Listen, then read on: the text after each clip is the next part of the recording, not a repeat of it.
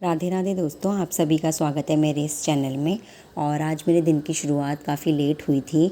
Generally मैं सोचती हूँ कि जब मेरे हस्बैंड और मेरी बेटी की छुट्टी हो उस दिन मैं जल्दी उठ के सुबह के टाइम लगभग 2 घंटे की स्टडी कर लूँ, और क्योंकि लेट काम स्टार्ट कर सकते हैं। अदरवाइज़ मेरी बेटी का और हस्बैंड का ऑफिस होता है, बेटी का स्कूल होता है, तो सुबह सुबह लंच बनाना होता है सबसे पहले, तो इसलिए सुबह की पढ़ाई नहीं हो पाती है। तो लेकिन आज मैं नहीं उठ पाई क्योंकि मेरे बेटे को कफ़ कोल्ड फीवर चल रहा है, तो वो काफ़ी इरिटेट रहता है, तो सुबह नहीं उठने देता है। उसका मन यही करता है कि मम्मी मेरे पास ही लेटी रहे। तो फिर मैंने यही सोचा कि अगर मैं उसके पास नहीं लेटूंगी तो वो भी चिड़चिड़ा रहेगा और ढंग से सोएगा नहीं, तो इसलिए मैं उसके पास लेटी रही। और फिर ऐसा करते करते 6:15 हो गए थे उठते उठते।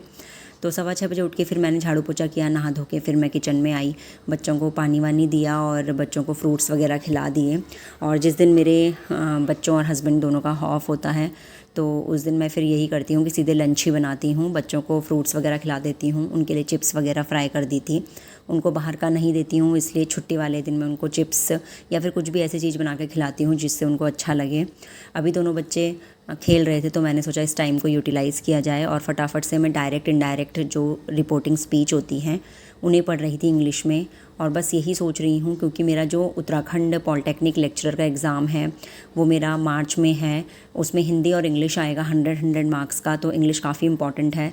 तो इसलिए मैंने सोचा है कि रोज़ एक टॉपिक करूँगी, तब तक कंप्लीट भी हो जाएगा। नोट्स मेरे बने हुए हैं, रोज़ एक टॉपिक फटाफट से अच्छे से रिवाइज़ करूँगी और फिर उसके बाद 2-3 मॉक टेस्ट उसके दूंगी। और मैंने यहाँ पे डायरेक्ट इनडायरेक्ट कंप्लीट किया, उसके बाद एक मॉक भी दिया था।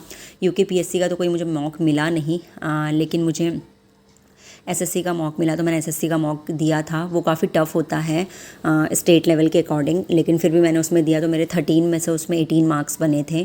फिर भी ठीक ठाक ही हैं क्योंकि एसएससी का जो इंग्लिश होता है वो काफ़ी डिफरेंट होता है और काफ़ी लेवल जो होता है वो हाई होता है। बस यही सोच के मैंने उसका जो मॉक टेस्ट था वो दिया था, और उसके बाद शाम को देखूँगी टाइम मिलेगा तो 1-2 मॉक टेस्ट और दूंगी। अभी मेरा डायरेक्ट इनडायरेक्ट प्रिपेयर हो गया आज इंग्लिश का, और इसे प्रिपेयर करने के बाद फिर मैं लंच की तैयारियों में लग गई थी कि फटाफट बच्चों को लंच करा दूंगी। और आज हस्बैंड घर में हैं तो उसके बाद वो उनको पार्क ले जाएंगे, 1.5-2 घंटे वो उनको पार्क ले जाते हैं। तो इससे उस टाइम को भी मैं यूटिलाइज़ कर लेती हूँ। तो जब छुट्टियाँ होती हैं ना और मेरे हस्बैंड का या मेरी बेटी का ऑफ होता है तो उस दिन मैं लगभग 5 घंटे 6 घंटे की स्टडीज़ कर लेती हूँ, मतलब 4+ आवर्स स्टडी तो आराम से हो जाती है। अदरवाइज़ 3 से 4 घंटे निकालना भी बहुत मुश्किल हो जाता है क्योंकि बेटा अभी छोटा है, 2 साल का ही है, तो उसे संभालना बहुत मुश्किल हो जाता है। और आजकल तो ठीक से खाता पीता भी नहीं है, बीमार है, तो वो काफ़ी इरिटेट रहता है, गुस्से में रहता है, चिड़ा चिड़ा रहता है। और बच्चे जब चिड़े चिड़े रहते हैं ना तो बस रोते ही रहते हैं और उनको मम्मी ही चाहिए होती है। यहाँ पे बच्चे दोनों दोनों खेल रहे थे घर बना के, मतलब बच्चे ना चाहे कुछ भी आप कह लो, मतलब पूरा घर ऐसे बिखरा के रखते ना, आप कितना भी उसको मैनेज कर लो मैनेज नहीं होगा। इसलिए काम ना कभी भी कम नहीं होते हैं, बच्चों के साथ बहुत ज़्यादा काम हो जाते हैं और काम बढ़ते ही रहते हैं। जैसे ही बच्चे उठेंगे ना, जब तक वो सोए नहीं तो आपका घर ऐसे ही रहेगा।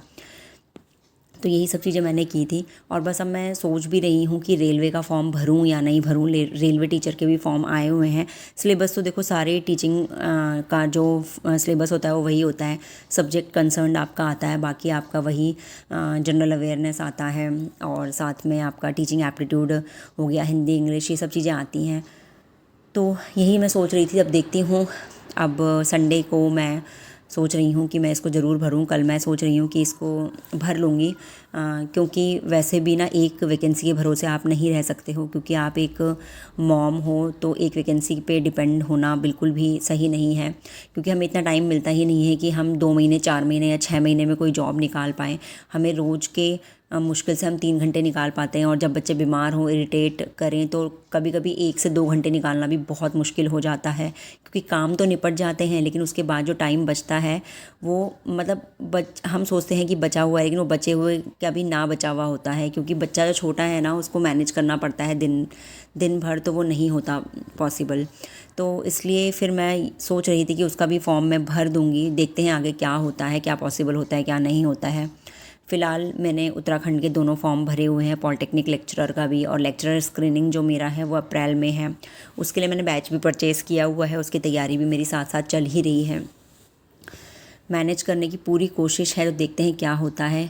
ये मेरे साथ ही नहीं, ये हर हाउसवाइफ के साथ है। मुझे काफ़ी बार कमेंट्स भी आते हैं कि हमारे भी 2 बच्चे हैं, बिल्कुल भी मैनेज नहीं हो पाता है, कैसे करें, क्या करें। देखिए मैनेज ना किसी से भी नहीं होगा और सबके साथ ना सिचुएशंस डिफरेंट हैं, सबके साथ सिचुएशंस जो हैं वो प्रॉब्लम कहीं ना कहीं है, किसी के पास प्रॉब्लम कम है, किसी के पास ज़्यादा है।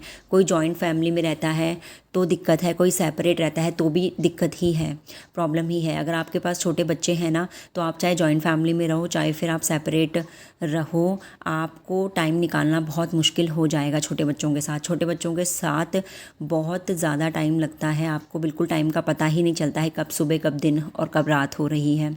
अभी मैंने अपने बेटे को सुला दिया था, तो यहाँ पे मैं मेरी बेटी के भी एग्ज़ाम्स हैं, अब 1 महीना भी नहीं बचा है, उसके एग्ज़ाम्स हैं, फाइनल एग्ज़ाम्स।